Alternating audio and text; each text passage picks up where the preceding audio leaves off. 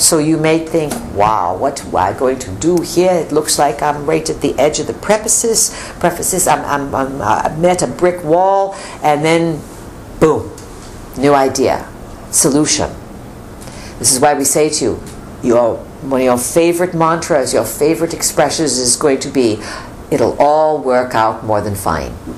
Everything always works out for me more than fine. Oh, it'll work out. It'll play itself out in the most wonderful way, and reality will work in my favor. This is your power to call for it this way. And in the next few years, even now, there are many people receiving things, transmissions, dream state. You're going to be getting bright ideas. And Daniel, if you want some bright ideas, all you have to do is say, hey, Oversoul, guides, friends, cosmos, I really want some good ideas that I can improve my life with and improve the planet, and I appreciate any support in this endeavor. You call for it and it will come to you eventually. So it's not that you're going to be destitute sitting on a corner and someone will throw you a crumb maybe, and it's not that way. You are not being punished. And the most severe things and the most disruptive things are going to happen to the people who have set the most disruptive and severe things into motion. Like is going to come back to like. Do good works, and the multiverse is just going to reward you with goodness coming back to you, and you will be provided for. You're not going to go back to cave age times. You are letting something go. You are watching something dissolve that is based on very, very negative and disruptive energies.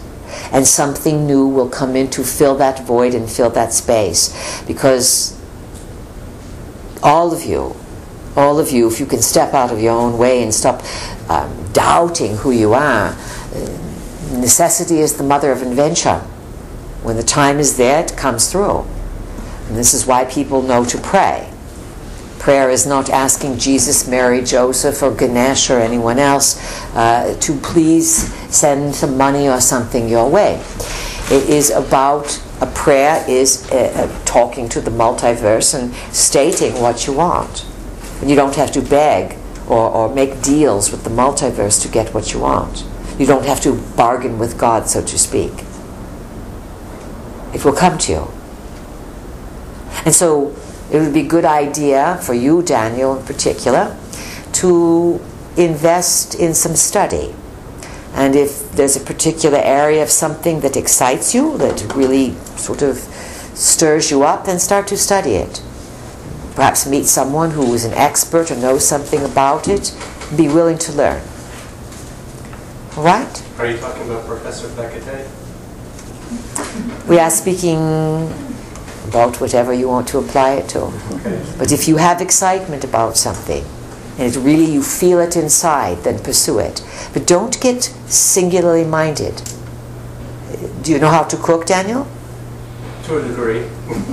Then how about, in addition to pursuing a passion that's a little bit more logical or technologically oriented, to augment it with something very practical, which is learning how to, like Peter. Peter has been called the best soup maker in the world.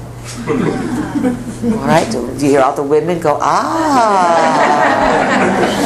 How about some of that ah coming your way, Daniel?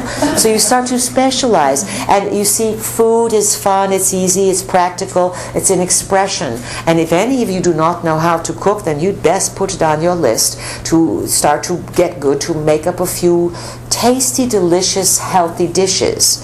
And just start with specializing in a few. The more you are willing to reach out and know something new, even something simple as cooking, when you learn something new there, you make room for something else bigger and newer to come in. So don't be afraid to be quite talented in all regards, all right? Thank you. Good, good, good. Questions? Peace. This Yes. is Joyce. Joyce. I have a question about the planets, the movement, the planetary movements of this summer. I read an article recently about Mars approaching Earth. It will be the closest it has been to Earth in I don't know how many hundreds of years. Apparently it will be on the 26th and the 27th, and if we should look to the night sky, we will see Mars as the second moon. Could you tell me how this might impact our Earth or each one of us collectively? Well, right now you have the planet Mars, Saturn, and Venus, and they are all in the sign of Libra.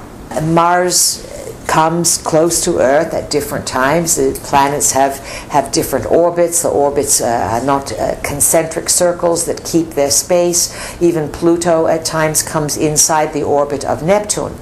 And so Mars does approach closer to the Earth, as does the Moon. The Mars is never going to appear to be anywhere near the size of the Moon. Okay. It's not. You're not going to see that. It's too far away. The Moon is 250,000 miles away. Mars is very, very, very far. Yet Mars will grow brighter, and Mars gives you the drive, the energy to do, to activate. So when Mars comes closest to Earth, it can really stir things up. Mars is also known as the god of war. So Mars, when you look at it in terms of its archetypical energies, it would be war, it would be I'm born, here I am, the energy to work, it is male energy, it can be sexual energy as well, but this is powerful energy, creative energy, and as it comes closer to Earth, there is a potential that it will rile things up. And you are, not to depress you in any way, but you have skating through some war windows here. And you know exactly what we are speaking of. Some people have itchy fingers. Israel, look to Lebanon, things happening in the Middle East there. Afghan, Pakistan, North Korea, South Korea, even Colombia, Venezuela, there's problems there as well. What happens is that when Mars comes close to Earth, it kind of makes people more Martian. You want more sex, you work harder, you're more aggressive, this kind of thing. Or if you know that Mars is there, you can use the energy to constructively really bring something that you are working on into being.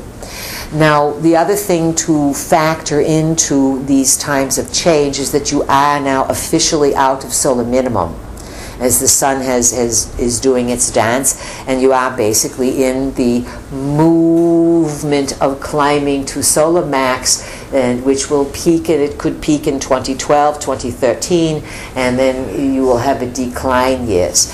And what your behavioral scientifics are understanding is that when the sun starts to really activate and it's dancing on the surface, it's reading everything that's happening on Earth.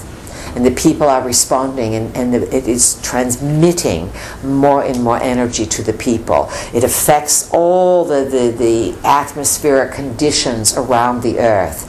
And the solar winds and these highly charged particles, this plasma energy, just comes whipping at the Earth.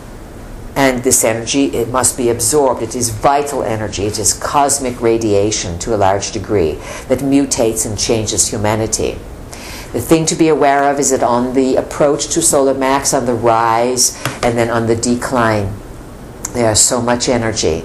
It is a perfect time to activate the mind, to really, really, really go greater intelligence. But what your behavioral scientists see, that inevitably there's more insanity, just as there is at the full moon, and there is more propensity for aggressive behavior or war.